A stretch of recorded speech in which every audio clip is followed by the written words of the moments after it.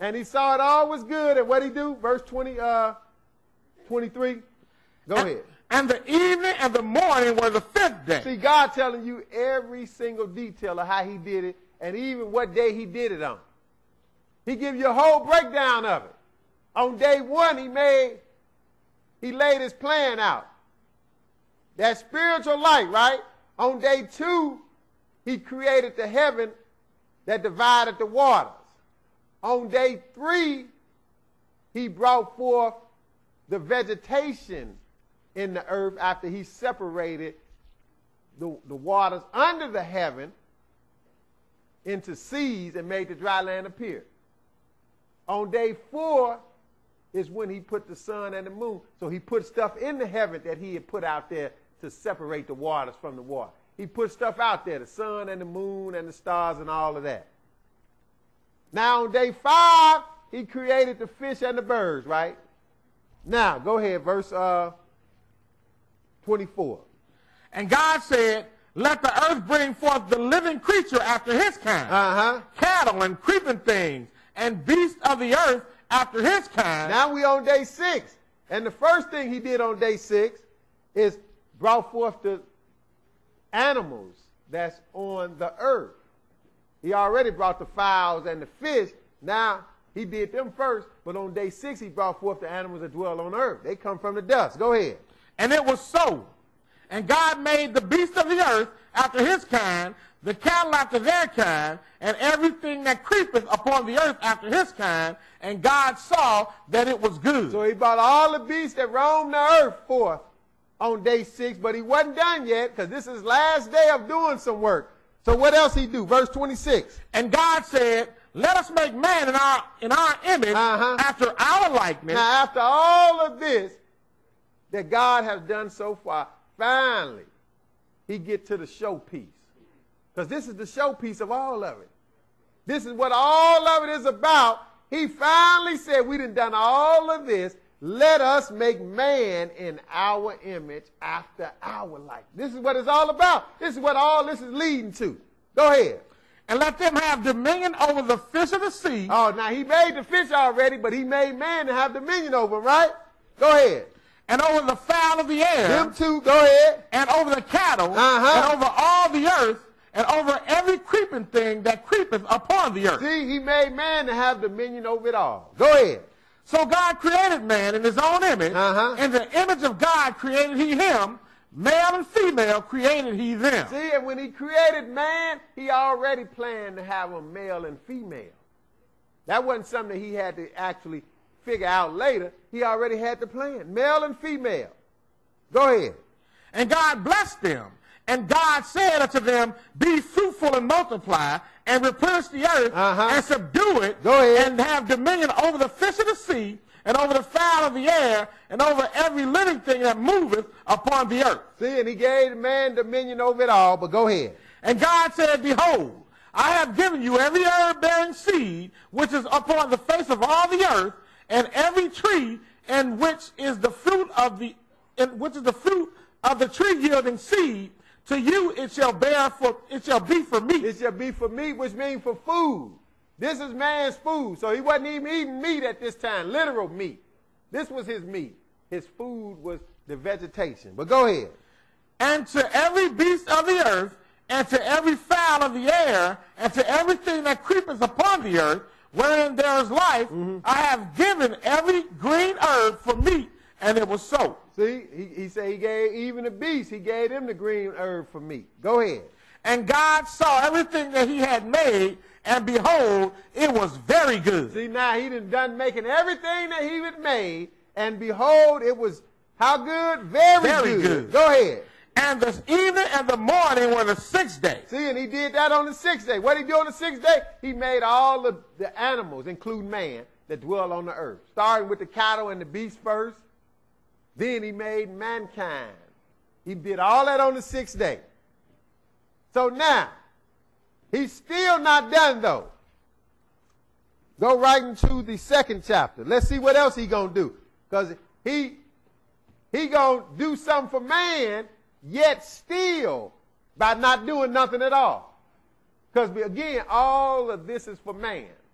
from the beginning to the end. It's all for man. 2 and 1. Genesis 2 and 1. Go ahead.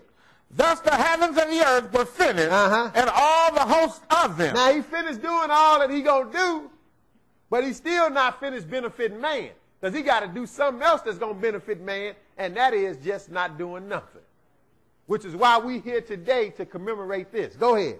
And on the seventh day, God ended his work which he had made, and he rested on the seventh day from all his work which he made. See, now he came up with another day just to do nothing. And it say, on the seventh day, because he did everything in 6 days, he ended his work which he had made, and he rested on the seventh day from all his work which he has made. But see, again, brothers and sisters, you got to understand this is all for man. God didn't need no rest. He wasn't tired. The sky wasn't heavy, none of that. He didn't need no rest at all. The Bible say that. The Bible say he don't sleep, he don't slumber, he don't even get weary. Don't the Bible say that? That's right. He don't get tired. So God didn't need no rest. So why is he resting then? He resting, right? That's what it said. He ended his work which he had made, and he rested on the seventh day from all his work which he had made. Again, he's doing it for man. Everything he's doing is with man in mind.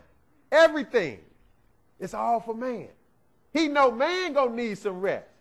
So he going to set it up for him right here. Go ahead, verse 3. And God blessed the seventh day. See, so he made this day strictly to rest, but it is for man's benefit, the one that he have created. Go ahead. And sanctified it, because that in it he had rested from all his work which God created and made. See, that's why you shouldn't be foolish to think the Sabbath day can be changed. God went through all of this, and he rested on this day and didn't even need no rest. So how you going to change it? He's trying to benefit you, and you're going to change it into something else. Only the devil would do that. And he blessed this day. This is the only day he talked about blessing. 1 through 6, he worked on them. This day, he just said he blessed, right? He blessed the seventh day and sanctified it. That means he set it apart from all the other ones. And we seeing how he did it. He made it special by doing nothing. Doing nothing. Because that in it, he rested from all his work which God created. Let's look at that right quick. And we're going to come back to wrap it up. Go to Mark, the 2nd chapter. We'll be back to Genesis in a little bit. We're going to go all the way to the New Testament. See, God don't change either. That's why we know today still got to be the Sabbath day. People say, oh, well, you don't know. You know, man done changed it. You going by the calendar. Look, you don't need no calendar to even figure out. All you got to do is be able to count to 7. When you born in this world, somebody tell you what day is the 7th day, you just keep counting. You're going to know every time. What day is the 7th day? Because notice, all these years later, which is approximately 6,000 years from when he created man, all these years later, we still only got how many days? 7. 7 days. Even though man got calendars, they still only got 7 on the calendar, don't they? So that's in line with what God did right here, right? So we can go with that. Mark 2 and verse 27. 2 and 27. Okay, go ahead. And he said unto them, the Sabbath was made for man and not man for the Sabbath. See, Jesus did something on the Sabbath because he got hungry. And the Lord allowed you, if you're in a situation, you can do what you got to do. Because of this fact right here, he said the Sabbath was made for man. That's what I told you. God didn't need the Sabbath, did he? He didn't need no rest. He did not make it for himself. He made it for man, and we're going to try to change it or do away with it. How can you do that? God don't change. He is the one with the master plan, not us, right? So we got to go by his plan. The Sabbath was made for man, though, right? Right. Not man for the Sabbath. The Sabbath was made to benefit man, just like everything else in this creation was made to benefit man. Go ahead. Therefore the Son of Man is Lord also of the Sabbath. And he Lord of the Sabbath as well. He created all the days, but he got a Sabbath day, and it's the one he rested on. That's the 7th day. See, Satan tried to change it and make it the first day. He done came up with that as a Sabbath day. But see, that belonged to Satan, his concoction. But God's Sabbath day is the seventh day. He's Lord of that. Now, let's go back. Let's go to Hebrews 4. Let's show you he didn't intend for you to try to change that. Hebrews 4.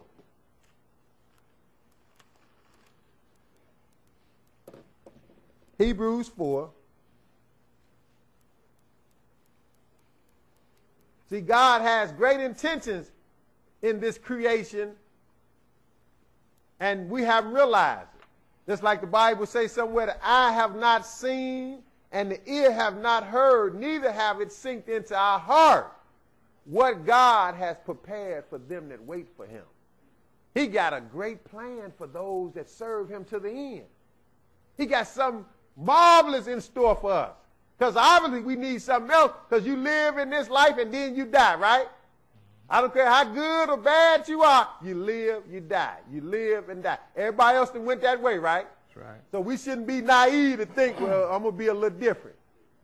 Only way some of us going to escape that is the Lord in this thing and come back in our time. But other than that, you're going to live a time and then you're going to die, right? That's right.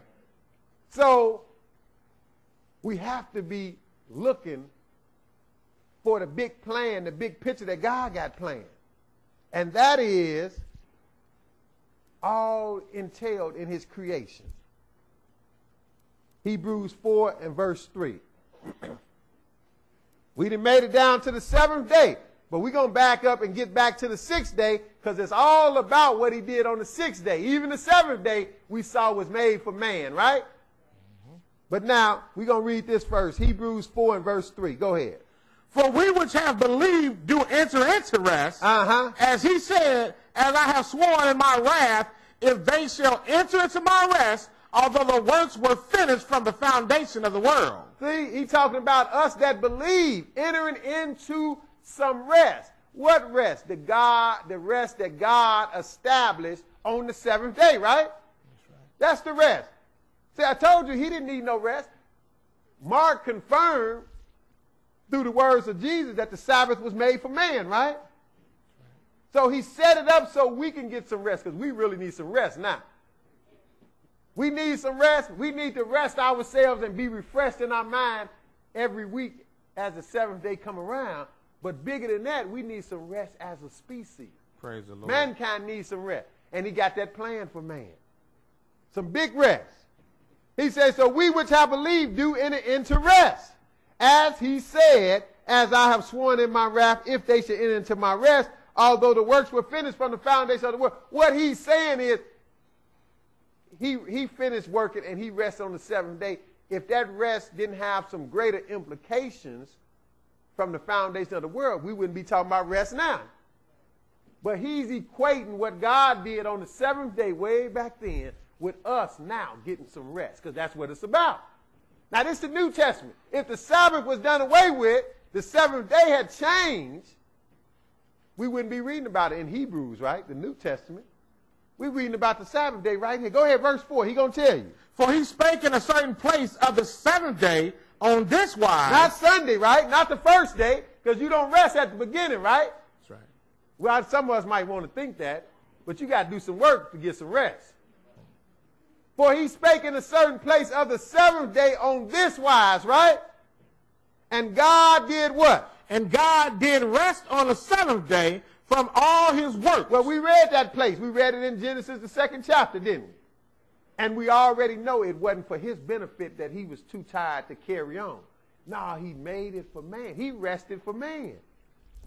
And God did rest what day? The seventh day. The seventh day, right? So if you're going to be like God, you're going to honor the seventh day. It's made for your benefit anyway. You're going to honor the seventh day, not Sunday, the first day. And God did rest the seventh day from what? All his work. From all his work, because he had finished it. He said, that's it. So he did nothing to benefit us. Go ahead, verse 5. And in this place again, if they shall enter into my rest. Seeing therefore it remaineth that some must enter therein, and they to whom it was first preached entered not in because of unbelief. See, he said in this place again, if they should enter into my rest. That's in Psalm 95. So in other words, he's talking about the rest that he created on the seventh day was focusing all the way down to the end where other people going to have a chance to enter into it. And some not going to make it, obviously, because he talks about the 1,000 years of peace that he going to give to man when Jesus returns. 1,000 years of peace. If you don't wake up in the first resurrection, you won't see that rest. And he swore that some people wasn't going to make it. They made him so mad in the wilderness. That's what he's talking about in Psalm 95, that they wasn't going to enter into his rest. But now verse 6 says, seeing therefore it remaineth, it still remains. We got the opportunity whether or not to get into this rest that God established on day 7.